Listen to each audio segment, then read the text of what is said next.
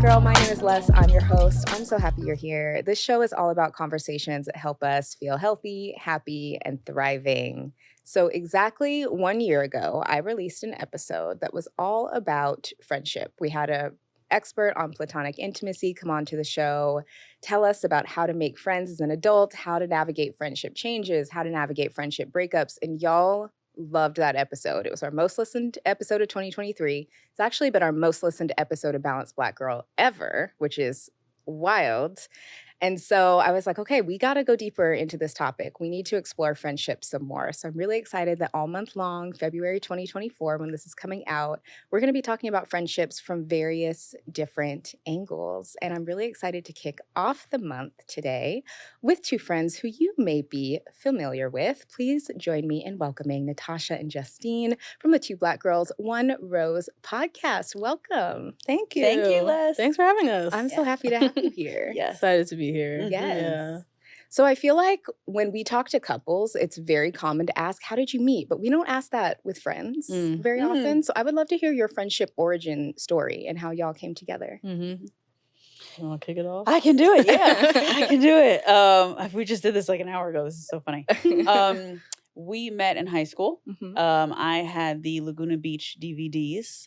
I got them for some kind of a present. I think a birthday present. She got wind that I had the Laguna Beach DVDs. I don't know how. And we started watching them together in high school during breaks and whatever and talking about it. So we have been watching TV and talking about it for over 15 years. Mm-hmm. Yeah. I don't even remember how I got wind. We're also in two different grades. I'm a grade above. Yeah. We had like mutual friends, but Our school had pretty 5 people small. in it. Yeah, small, all girls, little private school we went to for high school. But yeah, I don't know exactly how I got wind, but somehow I did. I tracked this girl down and we were in the lounge kikiing and watching Laguna Beach. And yeah, that's the rest is history, like as they say. Yeah. I mean, Laguna Beach, what a time. What a time. I It was love a great Laguna time in reality TV. I Oh my did. God. Yes. It was a good Yes. time. Yeah.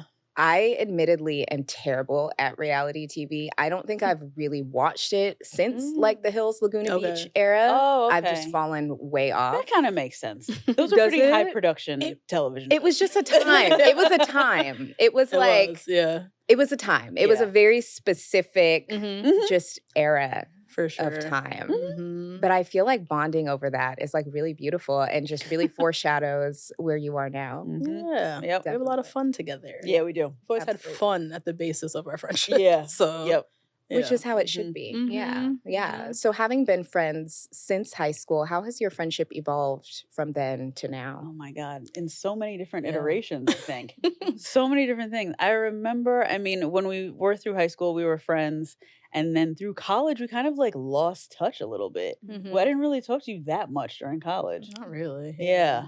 Then we graduated. We have a mutual friend who's a really good friend of ours. And we would get together all the time. And then we spent like a few New Years together because we were always looking for fun. Always. Yeah, that's true. Always. Where is the party? Yeah. Why is it so Where's hard the to find all the time? Somebody who just kind of like has your same kind of vibe. Right? Yeah, Like, you can yeah. have fun anywhere. Yeah, And yeah. It doesn't take much. Right. So Yep. that's true. We've always been Always. looking at- yeah. And so then we started going out in the city together a little bit more, let's say early 20s. And then I remember when she went away on a 6-week vacation, finding journey to Asia. And Natasha would write these like long updates, and I treated them as if they were the newsletter of the week. I was so excited to read them. And when she got back, we met up at a boathouse for dinner, and I was so excited that she got back. And I was like, damn, she's my best friend. Like, damn. I love that. And she even encouraged me to go abroad, which is one of the best decisions yeah. I've ever made. Mm-hmm. And so our friendship has developed more, maybe even as like we've gotten like distant in priority. Like she's always loved to travel. I'm kind of like a staying at home kind of stay home body.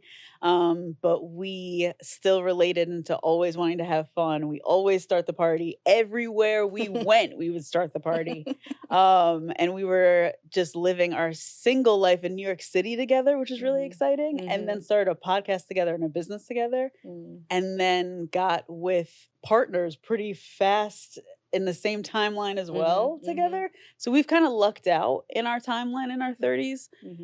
Because I know that's a difference for a lot of people. A lot of people, they have friends who get married faster, friends who have kids faster, and that can derail friendships a bit. We've gotten lucky. Yeah. So far. Yeah. Yeah, I think we started, you know, just kids having fun. The basis is fun. And then, yeah, I definitely remember you were going abroad. I think maybe I was 1 year out of college and you were still senior year or junior year and trying to debate whether she wants to go abroad. And I've always loved to travel. And I remember we went to see Eat, Pray, Love together. And afterwards, I was dropping her back at home and we're having this whole conversation, you know, off of the movie. And I'm just telling her, like, it's going to change your life. Like, you have to go travel. Like, you have to do it. And I think that was like I don't know if it was the first, I can't remember, but like, that was the first like real in-depth conversation you and I had about like dreams and pushing each other and getting vulnerable with each other. And since then, it's as we've gotten older, as we've been in the city together, we've seen each other through different jobs, careers. We ended up starting our own business together. We've just had such a safe space, the two of us, where she can open up to me, I can open to her, without judgment, and have been able to guide ourselves and guide each other through our 20s, honestly, together. So yeah, it's really evolved from like fun to, you know, depth, substance, and like she's like definitely, I mean, I talk to her more than anybody. Anyone. So yeah, we go deep every day. Yeah. That's really beautiful. So it sounds like your friendship has been kind of the safe container for growth for both of you, which is how it should be for any long-term friendship. Definitely. The safety is key. Yeah. Absolutely. Wow. So can we get the Two Black Girls One Rose origin story? How did the podcast come to be in that? Yeah. So I've always watched The Bachelor, just like a guilty pleasure show. I used to watch with my mom. And Justine you've watched kind of? I watched the last 2 episodes of every season because they were always the same. Somebody would always break down crying, and then they would be on Dancing with the Stars. There for the mess and the drama. There for the mess and drama. I love it. Yes. And so Rachel Lindsay was named first Black Bachelorette, and I was like, we got to watch this. Like, you're in this with me now. And so we made it like a ritual. She would come to my apartment. I live in Harlem. She was living in the Heights at the time. She'd bring over a bottle of wine. Next week, I'd go to her apartment with a bottle of wine. We'd watch the show together. The show ends at 10. I'd be at her apartment still till like 12 o'clock or midnight or 1 a.m., just still talking about the show and just dissecting it. And around that time, because I was so like obsessed with Rachel Lindsay, I wanted like more content and started listening to Bachelor podcasts and realized there's a lot of Bachelor podcasts, but there are none hosted by women of color, and no one was explaining Rachel's or providing commentary on Rachel's journey in a way that made sense to me. Honestly, they sounded like they were watching a totally different show than us. They kind of were from their perspective. Yeah, it is a different show. Totally different show. Yeah. So it was like frustrating, but also like, you know, there's something here that we can maybe do. And so it really started off as just like a fun little creative project. We took a notebook. We went to Smorgasburg, which is like a food festival in Williamsburg one day. Sat in the park and kind of like jotted down some ideas, and some of our like segments, you know, were birthed out of that park day. And we bought some microphones on Amazon. We snapped them on our laptop and still got drunk. Every Monday. Yes. I always say the first season of our podcast, we sound like just we're having a blast. Yeah. I didn't think anyone was listening to this. Right. Yeah, we didn't think anyone. It's the most, when you first start your podcast and no one is listening, though, that's when it's the most fun because you can kind of say and do whatever. Exactly. And so, yeah, we just wanted to kind of work on this creative project together and just have fun. Have an outlet outside of our day jobs, and like we're hanging out anyway, so might as well like do something productive with it as well. And yeah, we at the time only had a Twitter, and we would like live tweet The Bachelor, and then we're like, by the way, we have a podcast, and we like put it out there, and we kind of always had listeners. Like no one in the Bachelor space ever sounded like us. I think we were providing hot takes and kind of exposing things and teaching people, and honestly, just the two of us having fun talking about the show and just being Black women talking about the show from our lens, not with an intention of teaching anybody anything, but it just became like a fun project that over time became a business. But yeah, that's basically how it started. Right? Mm-hmm. Yeah. Mm-hmm. So good. It's like you saw a gap and decided to fill it. Mm-hmm. Just fill it up. Yeah. Absolutely. Mm-hmm.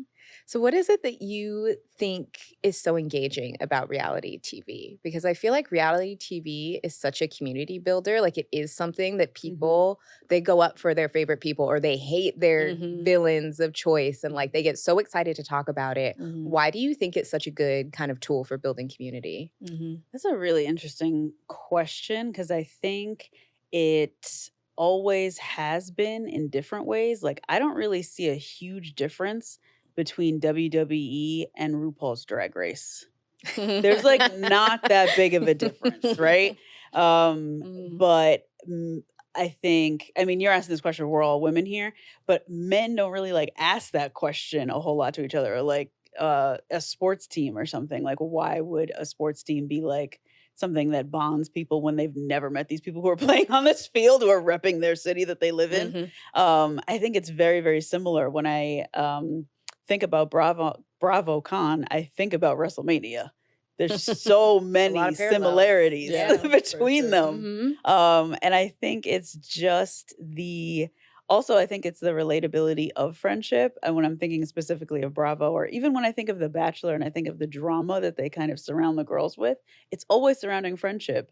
We were watching The Golden Bachelor this season. We loved watching them because those ladies were all friends. And it was really lovely to watch them all be friends, aside from Gary, who seemed nice, but them being friends was really lovely. Real Housewives is a show at its core about friendship and about relationships. And that is inherently bonding between women because we know how fulfilling and nurturing our friendships are and key our friendships are for our mental health, I think. So I think that's really the core of it. I think as women, if I would speak to women specifically, we can relate to it because it's exactly what we go through at a heightened scale. Yeah. I would add that I think reality TV has a way to make you kind of put yourself in the shoes of the contestants that you're watching as well.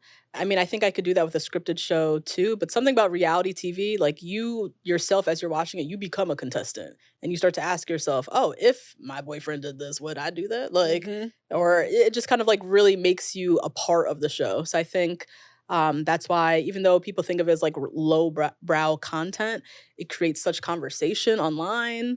Love is Blind is a show that we cover. I mean, when Love is Blind is on, everybody's watching it. It kind of like has everybody in a chokehold, and the themes and the dramas that are playing out, everybody has an opinion on it. It's like all you can see on your feed, whether you're watching it or not. And I think, not that scripted content can't do that, but something about reality, because these are real people, we know they're real people. Of course, there's some production manipulation sometimes, but for the general gist of it, it is a real show and a real scenario that's playing out. It has the ability to really make you kind of like put yourself in their shoes. And yeah, just kind of like really face these conversations with yourself. Definitely. Yeah. Yeah. And do you find that because that's what you cover, you have kind of that similar connection with your audience as well? Yeah, I think so. Yeah, I hope so. Yeah, I mean, I hope so. Yeah. I think. Yeah, actually, yeah. Yeah, I think our community, we started with The Bachelor. We now cover a ton of other shows, but primarily with The Bachelor, it's what we call like a water cooler show, like at work, Yes, I feel like there's so many emails from people who are like, I'm outside of the majority at work, but then I watch The Bachelor. And now I can be included in the conversations at work. Yeah. So it helps to bring community at work. And then even some of our fans are like diehards, but none of their friends watch the show. Or like, I've watched The Bachelor for years as a guilty pleasure. I never watched it with anyone. It was just something I did. But now they have community, and now they can, wrestle with the conversations and the discussions with other people. So yeah, I think it definitely does help bring the community with our listeners. Definitely. Yeah. And it's a safe space to let people enjoy things. I think it's kind of annoying when people will label certain things as highbrow or lowbrow or this is Mhm. it's like just let people enjoy stuff. If they like it, Yeah. let them like it. Yeah. I've been thinking about that a lot too, especially because the economy's so bad and people are indulging in whatever they want to just to Whatever. feel Yeah, something. right. Like, don't be Let mad at somebody them. because they get their nails done or because they get lash extensions. They just want to feel something. Let them have their little bit of Because joy and the find eggs are stuff for $9. yourself so that you're less Yeah. worried about what other people are doing. Thank Yeah, you. yeah. Exactly. Yeah. That's what I think. Yes. So I would love to talk more about entrepreneurship and Mhm. friendship and how you have those two things coexist. Mhm. Do you find that you have to create boundaries between the business and your friendship, or that you have to protect some elements of your friendship from the business? And how has that been for you? Mm-hmm. Yeah, I think that the most challenging thing is really protecting the friendship because, as I said, I talk to her more than anybody. Generally, we're talking in a business capacity, so even when it comes to showing up for recording, at this point, we now buffer in extra time because we know once we get on, we're kikiing for the first 45 warm up. minutes. Right. Yep. Yeah, just off air, just catching up as friends. And so really being intentional about that.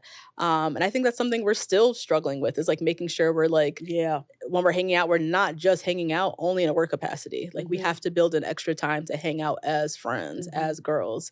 And so that I think is definitely a struggle with working with friends or family. I've worked with family too.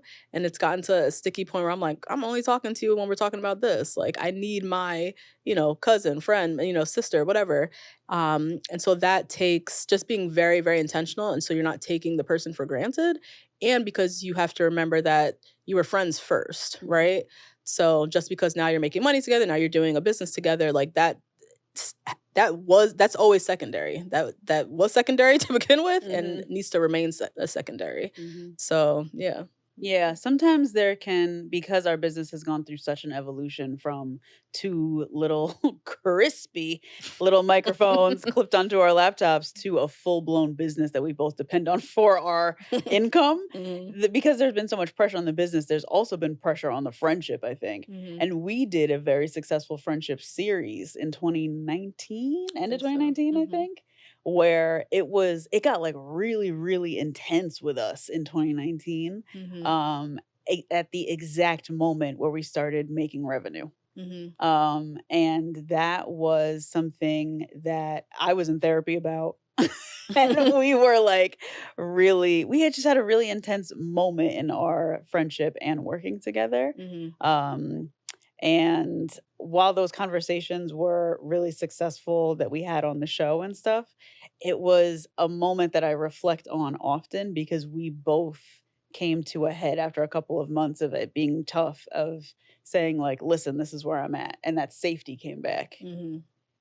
And like she said in the very beginning, that safety is imperative. If we don't have that safety, we don't have nothing. We don't have a business. And that's a lot of pressure. Yeah. And I think the safety is like the safety of open communication. I think that a huge part of our success as friends and as business partners is we have such open communication that I can express how I'm feeling. She can express how she's feeling, and knowing that it's coming from a great place, knowing that it's coming from a place of love and non-judgmental as well.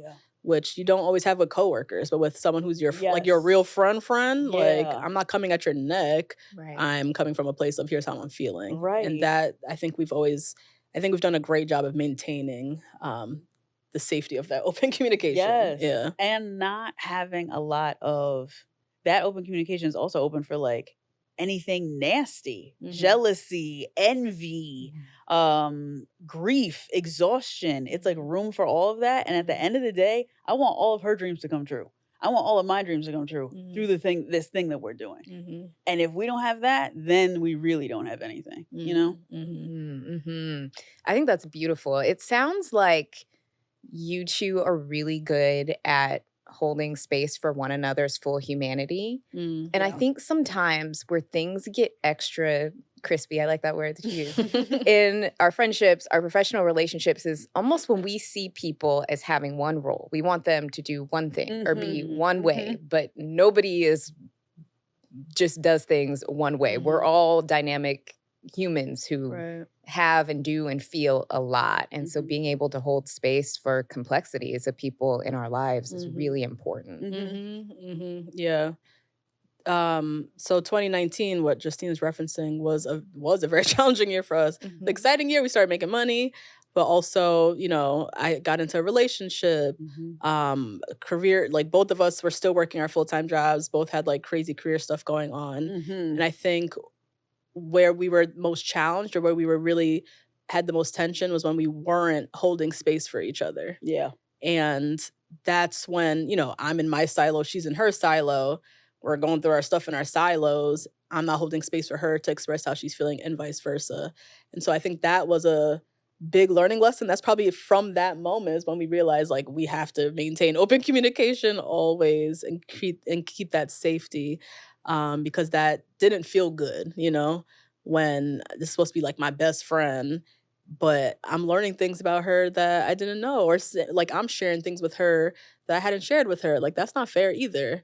So yeah, I think that was a big learning lesson for us, with the like how to create space for each other, and what that even means, and what that looks like how to actually practice that. Right. Do you have any advice for people who may be going through something like that now, who are trying to work through that friction? Oh my God, take a break. Sometimes people need a month. Sometimes people need 6 months. Sometimes people need a year.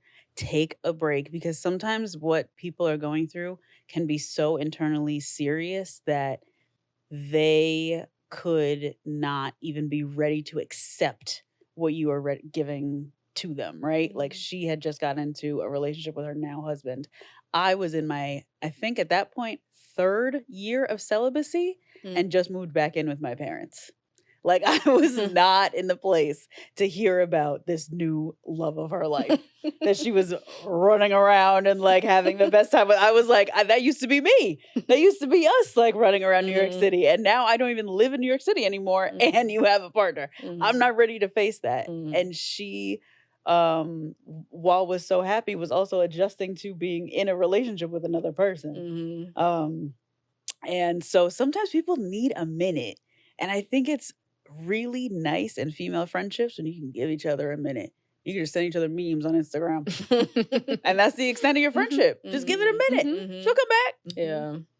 Yeah, I think it's a great point, because sometimes you just need to collect yourself. Like, I don't even know how to have this conversation with you. I'm still figuring out what the hell's going on with me. Like, so again, just kind of like being open about that. Like, it's not personal. It's not you, girl. Like, I want to be there for you. I want to be able to hold that space for you. But like, I need to address and really understand even what's going on with me. I'm not going nowhere. You're not going nowhere. Here's this funny meme in the meantime. And let's like check in again once I like have the space and the wherewithal to even like try to tackle what's going on with us. Yeah. Definitely. Yeah. Especially when we go through those life transitions, letting everybody adjust to their new Especially. normal is Yeah. really important. Yeah. Yeah, that's exactly it. I think for both of us, we were going through new normals. Yeah. Yeah. Like big new normals, like moving back home, living in a different state, being in a new relationship, falling in love, like all of that happening at the same time. Our new normal was a new dynamic as well. She's not right in the neighborhood above for me anymore, my time is now split with my partner. So it's a lot of adjustment, and everyone needing time to kind of like understand, process, settle within themselves, and then come back together to figure out, okay, what's our new normal together? Yeah. Definitely. And then you're still podcasting while all of that is happening Every too. week. Every week. And you can hear it. I don't know if you listen to a lot of duos on audio or video or whatever, but you know when they're not friends. You can hear it. You feel the energy. It's just different. Definitely. Yes. Yeah. And you could hear it with us. And I know that, a lot of people come to us sadly because they are a person of color or Black and they don't have anybody to watch their show with and recap with, or they're white and they're coming to learn something from us, or they really want to hold space for us in their life and our opinions.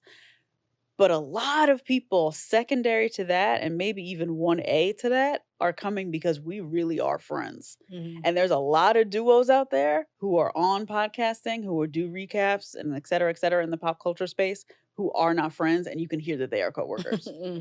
you don't hear that with us at all. So there's part of our business that's also just as valuable as our identities. For sure. Yeah. You know? The authenticity of your friendship. Yes. A big part of it, part of that foundation. Yeah. Yeah. So what have been some of the best parts of running a business with your best friend? Oh, wow. The We good never get that question. Yeah. Oh, thanks. Aw. I think, I mean, at the core of what we do is literally like my dream to be able to watch TV and just like talk about it with my best friend. And the fact that we've been able to build a business around that and build a community around that and genuinely have fun. Like, I have some of my hardest laughs with this girl. Yeah. And the fact that we can do that and be paid to do it and also make other people laugh and feel the joy, that is like, that's a dream. So that for me is like the best part, just like the literal core of what we do together every week. Yeah. If I could get a little deep here, Please. I think I've had in my life, in my very short, not very short, but short career of working 9 to 5s, I started working a 9 to 5 2 days after I graduated college. Like I was out and ready to go. I had a lot of like really intense financial trauma growing up. And I was always just ready to change my life and ready to turn around with the stability of a 9 to 5. And a successful one, and to go into New York and to like have my big girl job and to just have the apartment and just like turn my life around, right? And I have been laid off like 4 times.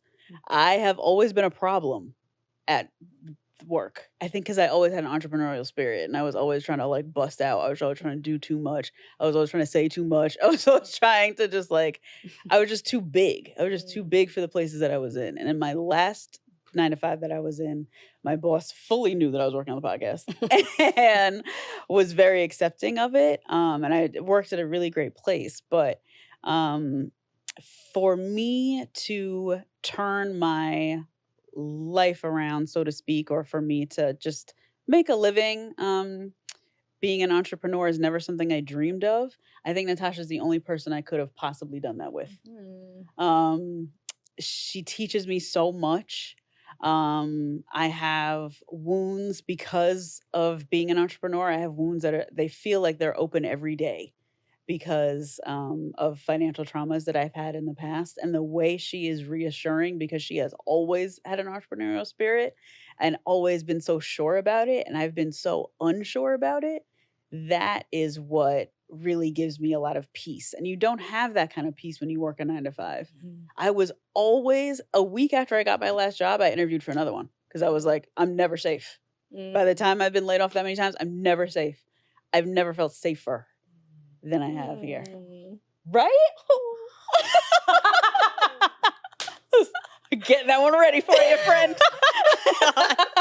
I love that so much. I love that so much. Yeah, that's profound because what we're doing is so risky. It's so hard. It's so hard. It's crazy. It is. Crazy. But yeah, that means a lot. Oh. But that you're able to create that safety together. Yeah, That's really beautiful.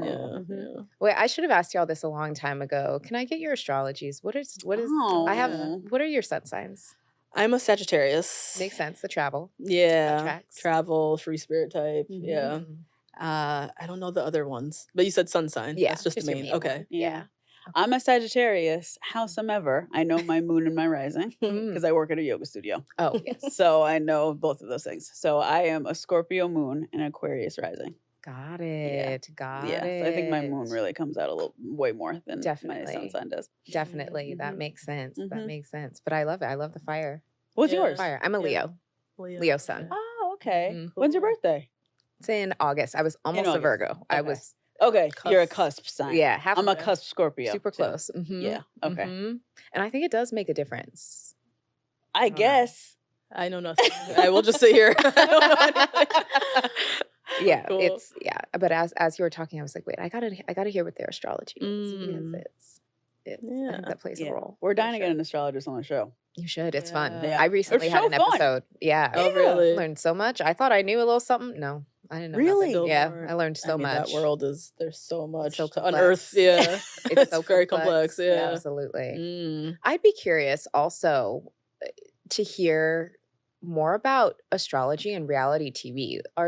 I'm curious if contestants tend to air under certain signs. You know, Yeah. especially if people think about collective astrology or Mercury retrograde and all those things, like does when a show air, when it's recorded, impact how it comes across? I don't know. Whoa. Oh my God. Y'all should talk about that. Get an astrologer and talk about that. Yeah, like the filming time. Yeah. Love is Blind season 3 versus 4. And, like, why Right. it blew up in certain ways. Yeah. Yeah. Thanks Have for to. the idea. Yeah. This is great. Yeah. Yeah, I'm excited to tune in because I want to know. I want to learn. So we talked about the beautiful parts of having a business with your best friend. What about some of the flip side, some of the challenges? We don't have time to have dinner. Yeah. Yeah, the challenge is we're busy, like with our own respective lives, our own respective relationships, family. You know, we're in our mid-30s now, so like, you know, so much is happening at this time of life. This business keeps us very busy as well. Definitely.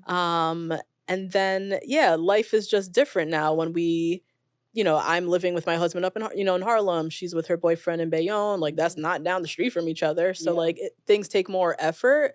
And that goes for any friendship. That's not just she and I. But I think with us, it feels like a challenge because it's like we're so close but so far. Like, I see her every day. Yeah. But we have to figure out, like, building in that time to make sure we go to dinner together or we have a girls' trip coming up or something. Yeah. So that is definitely the biggest challenge. And I think that's, as I said, just a challenge of probably just like friendship in your 30s, like trying to protect them, keep them sacred, but also show up for yourself, for your partners, for your family. It's like trying to be there for everybody.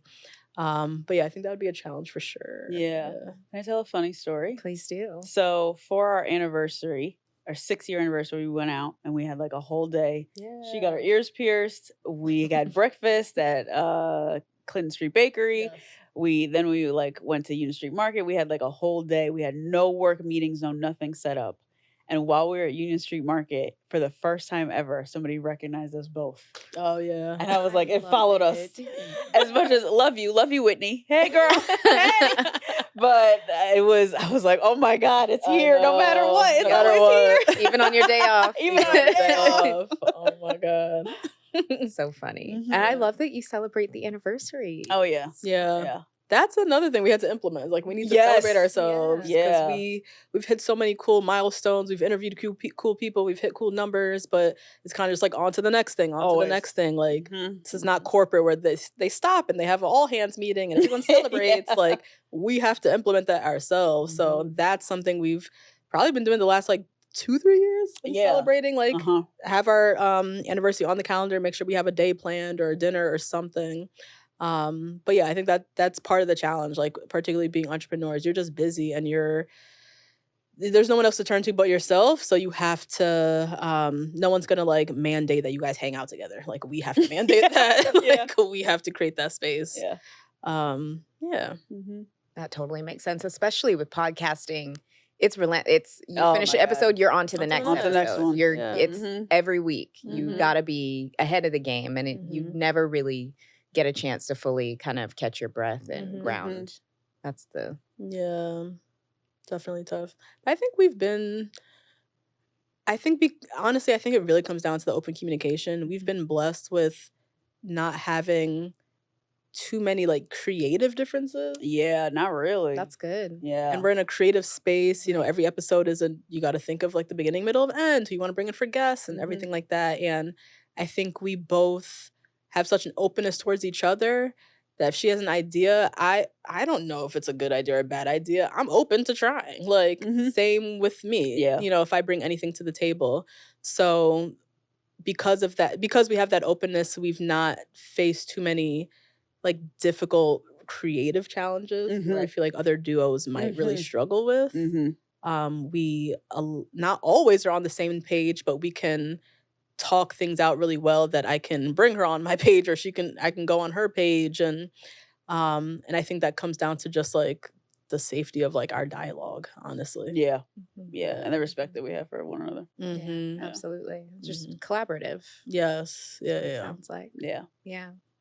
How do you also kind of balance, no pun intended, you have this business together, so that is a kind of collective aspiration where you have goals for your business, and then also I'm sure you have kind of individual aspirations for things outside of that. It's kind of a lot to manage and be aware of.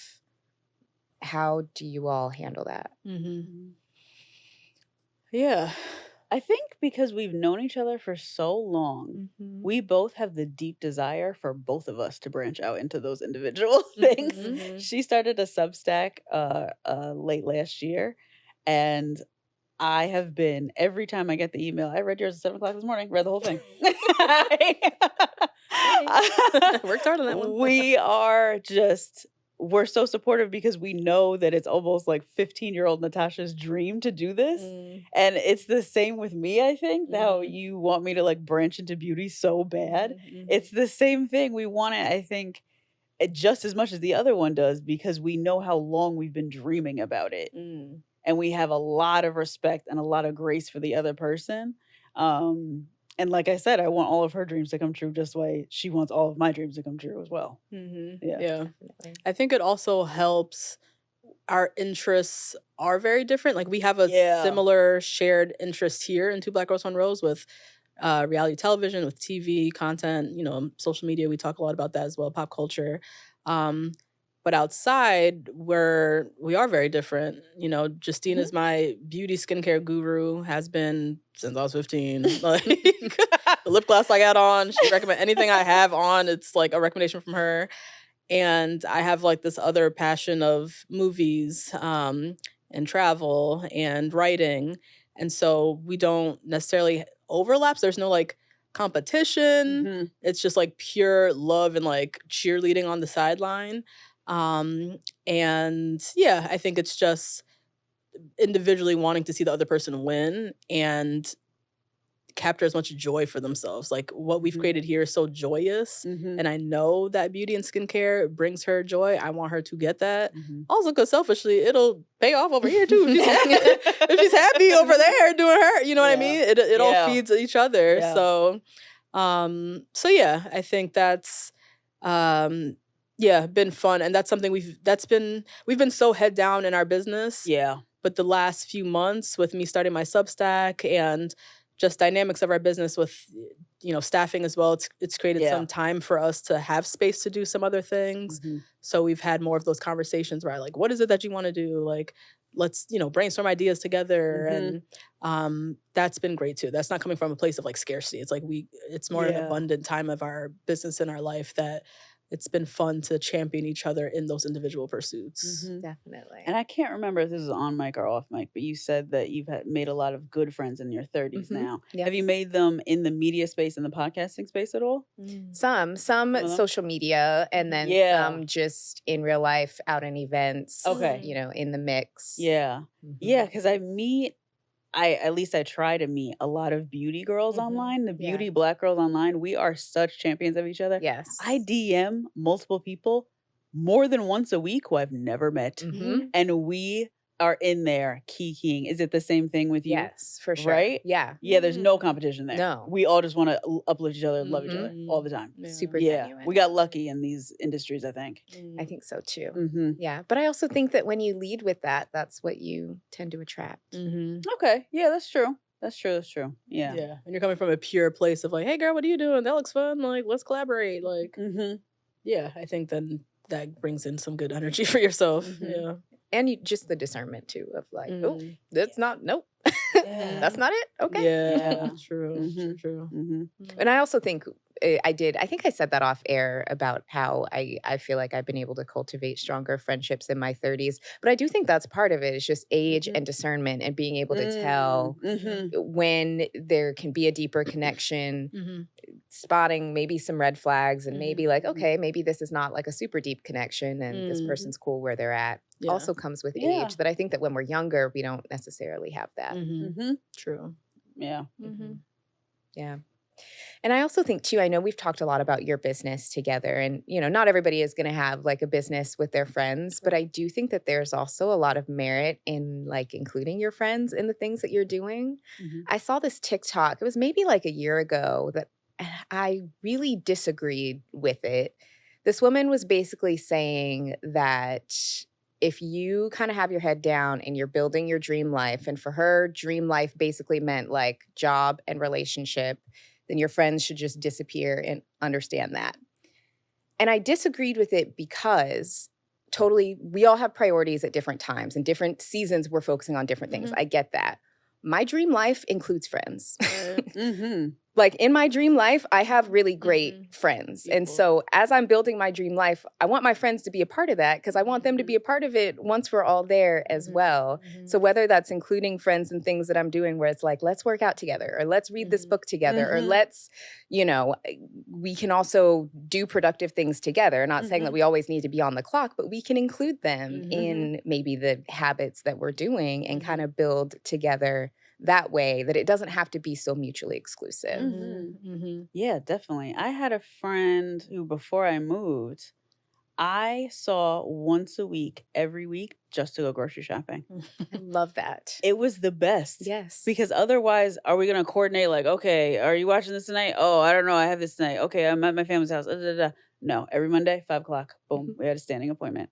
To every week. Pick a grocery store, pick where we're going, and it becomes very intimate. Do you find the same thing with your friends that you like work out with? Yep. Now you're like, okay, we're struggling through this class together. Together. We're bonded. Are you going to classes together? Is that what you're doing with your friends? Okay, you're going to like Pilates in the salad court and all that?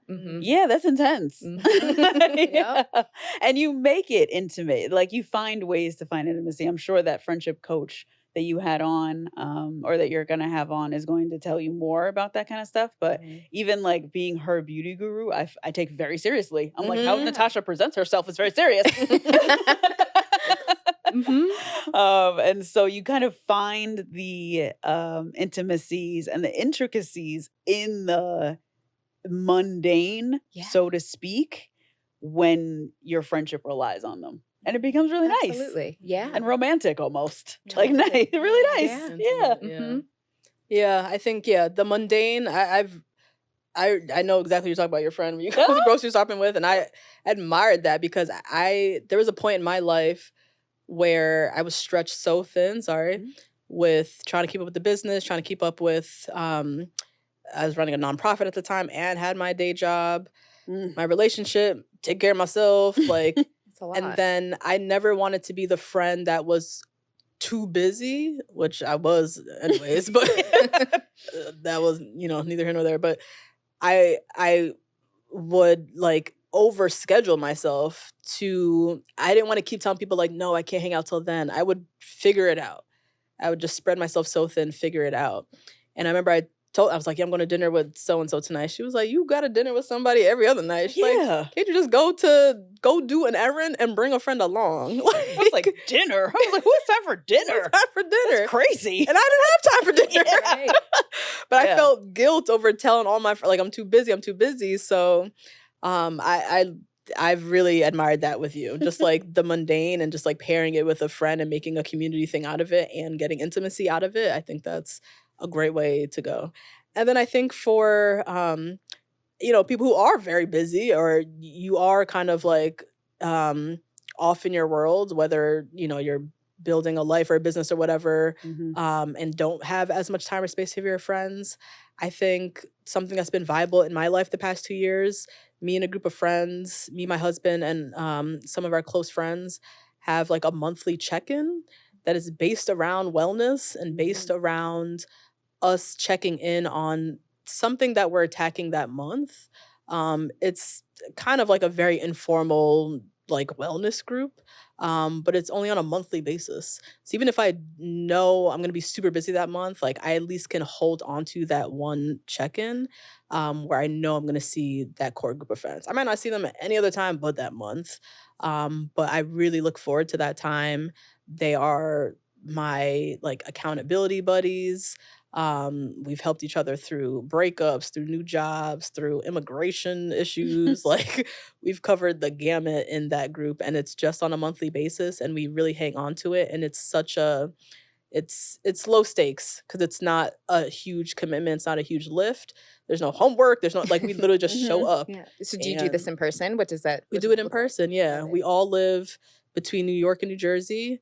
And usually we kind of rotate who's hosting. So, everybody has to travel a little bit. And yeah, we just gather at somebody's house. They'll do the cooking, or we'll bring stuff, or we'll order. It's like very, very low key.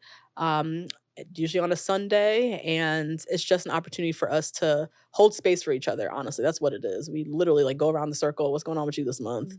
What happened last month with such and such? And it's just a nice intentional time. And I think in this season of our life, intention is the word. Like, I'm so tired of using it. It's like the buzzword. It's like overused, but it's so true. Like, it's necessary. We don't have time. We just don't. So you have to be very intentional with how you use your time, whether it's going to the grocery store with one friend, or whether it's just holding space for a month, once a month with some friends. So that's been really helpful for me. Yeah. And do you find with your new friends now you've made in your 30s, because of such good discernment, the expectations are down to the floor so low? Yes, we just let each other exist. Yeah. Love it. Some people already have kids, or some people, it's we just kind of let things flow. And I think that there is kind of an ease and an understanding to adult friendships, For sure. especially once you get in your 30s and beyond, that when you're younger, especially, when you're in your teens and early 20s, it's like your friends are all you have. So it's Yes. like, you are my best You are friend, me, and we I am hang you. out all the time. And so I Yeah. think what makes that feel so challenging as you get older is learning how to navigate that. And then once you do, it's like, okay, we can all just be, and we can be intentional about being together when we can, and we can let one another be. Yeah. Yeah, the 30s, we've talked about this before too. Like, in your 20s, as you said, we're like each other's everything, and we're all pretty much experiencing the same things at the same time. Like, everybody has that one friend that got married like real early, and she's off of her husband. Like, Yeah. but generally we're all kind of single, working our first little jobs, like, running the streets or whatever. But it's the 30s that really gets complicated, because everybody starts to branch off and priorities shift kind of like overnight. And whether you wanted to or not, your friend is off doing whatever. And now it's like, oh, okay, the dynamic has to change. And so that's, I feel like, where a lot of tension and challenges really come from. And that is, really generally in the 30s, when we all kind of just, life priorities just kind of change for everybody. Yeah.